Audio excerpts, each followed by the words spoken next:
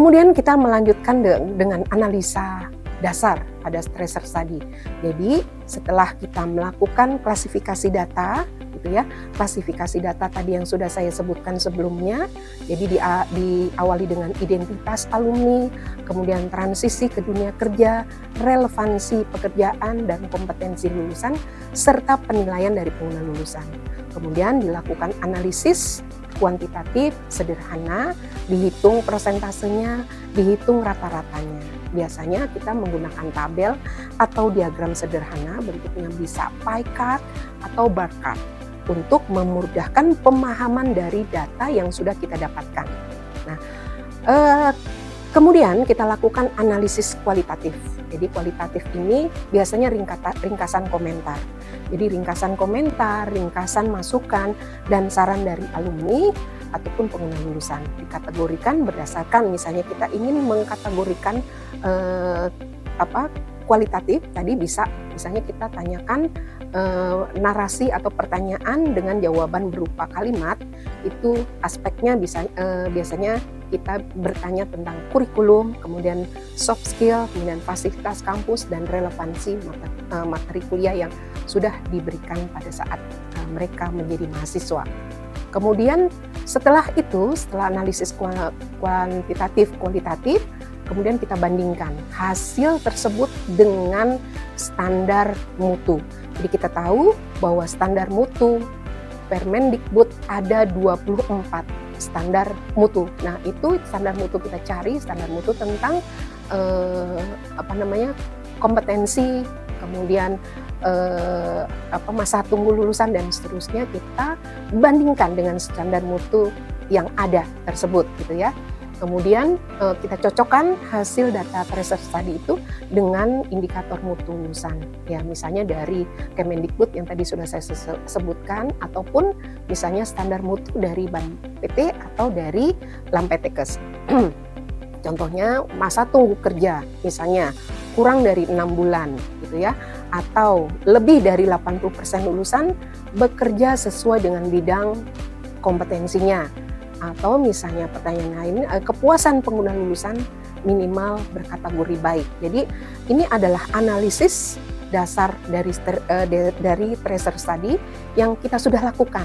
Ya, dari awal diawali dengan klasifikasi data, analisis, kemudian kita membandingkan dengan standar mutu, dan terakhir adalah kita menarik kesimpulan. Jadi kesimpulan, jika indikator tercapai, maka mutu lulusannya itu kita kategorikan baik. Tapi jika ada gap, gitu ya, ada gap antara mutu dengan data tracer study, maka harus kita identifikasi apa akar penyebabnya, gitu ya. Apakah itu kurikulumnya yang kurang relevan, ataukah keterampilan yang belum memadai, atau fasilitas, atau juga pembinaan karir, gitu ya.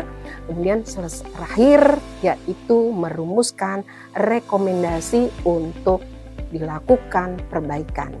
Jadi misalnya menambahkan kuliah soft skill, digital health, atau entrepreneurship. Nah, ini adalah hal-hal yang menjadi perbaikan untuk peningkatan, gitu ya. Penguatan kompetensi praktikum klinik, pengembangan karir center, dan tracer study yang berkelanjutan. Ini adalah contoh hasil analisis dasar, ya.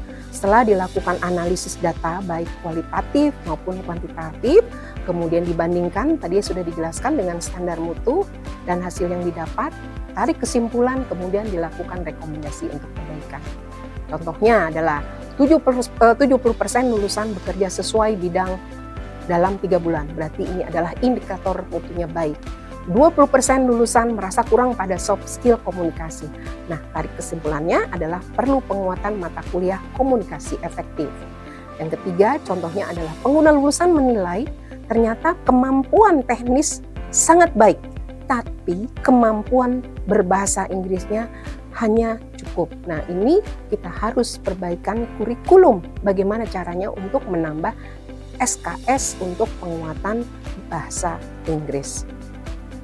Ini adalah contoh tabel analisis tracer study. Bapak Ibu bisa mencoba untuk berlatih membuat tabel ini. Jadi apa saja aspek yang Bapak Ibu ingin nilai, ya, misalnya masa tunggu, kesesuaian bidang, kepuasan pengguna, kompetensi bahasa asing, atau ingin mengetahui gaji pertamanya gimana gitu ya.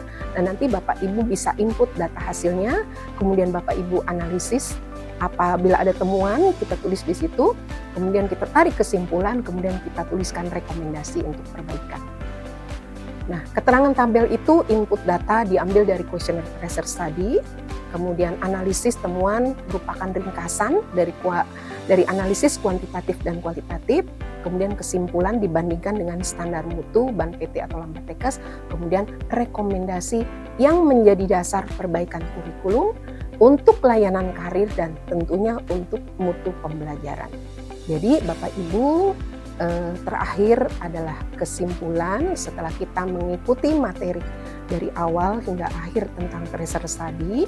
Jadi tracer study itu adalah instrumen penting ya Bapak Ibu ya, bagi suatu perguruan tinggi atau institusi pendidikan, di mana tracer study ini digunakan untuk menilai daya saing, kemudian relevansi atau kesesuaian dan kualitas lulusan, sehingga dapat disimpulkan bahwa gambaran nyata kondisi alumni setelah lulus dan menjadi umpan balik bagi perguruan tinggi untuk melakukan evaluasi kurikulum, metode pembelajaran, serta untuk menyusun strategi pengembangan pendidikan yang lebih relevan dengan kebutuhan dunia kerja. Kemudian juga keterlibatan stakeholder dan pengguna lulusan ini juga penting untuk memberikan masukan terkait dengan kompetensi yang dibutuhkan, ya, untuk menjadi data pendukung akreditasi, untuk penjaminan mutu, untuk melihat ketercapaian indikator kinerja utama. Dan yang terakhir, data hasil tracer study ini dianalisa, dibandingkan dengan standar mutu, ditarik kesimpulan, dan tentunya ini dijadikan untuk rekomendasi perbaikan ke depannya. Terima kasih Bapak Ibu sekalian, materi tentang tracer study sudah kami berikan. Mudah-mudahan apa yang sudah kami berikan menjadi menambah wawasan dan informasi bagi Bapak Ibu dosen. Terima kasih. Wassalamualaikum warahmatullahi wabarakatuh.